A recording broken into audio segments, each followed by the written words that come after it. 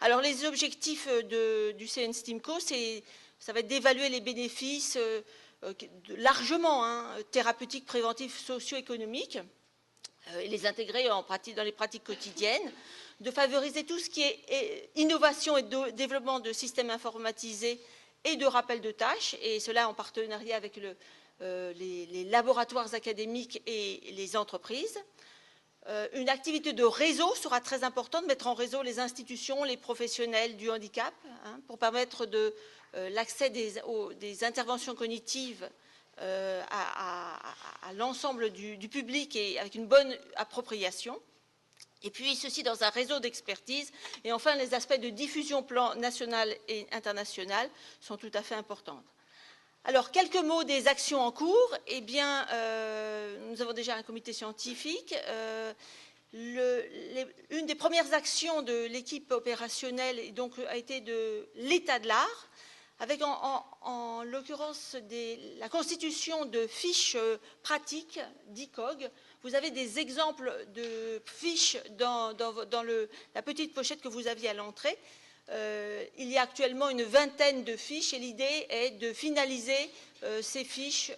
Il y en aura environ entre 70 et 80 à la fin de l'année. L'idée, elles font lien, elles sont très pratiques et dans tous les domaines de la stimulation cognitive, elles expliquent ce dont il s'agit.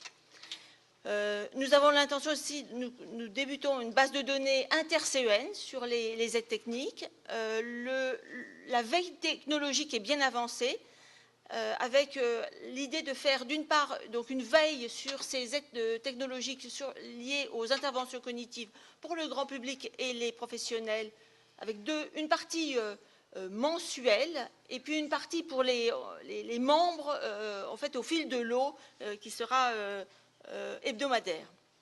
Nous avons également des activités d'expertise. Nous avons débuté déjà une première expertise pour un industriel d'aide à la conception d'aide technique sur la stimulation cognitive. Et nous sommes engagés également dans un projet 5RS, qui est l'idée étant de mettre en lien des personnes isolées par le biais des techniques avec leur réseau d'aidants. La bibliographie est bien avancée. Bientôt, on pourra consulter sur 8 thèmes. Enfin, on a déjà ces 8 thèmes et cette bibliographie a été faite. Stimulation cognitive et aide technique, sciences cognitives et leur vocabulaire, éducation et apprentissage, cognition sociale et psychosociale, stimulation des fonctions cognitives, compenser, prendre en charge les incapacités et les handicaps cognitifs, aide technique et technologie, marché, aspects financiers et éthique. Donc cette bibliographie très large sera mise à jour, mais il y a déjà cette bibliographie existante.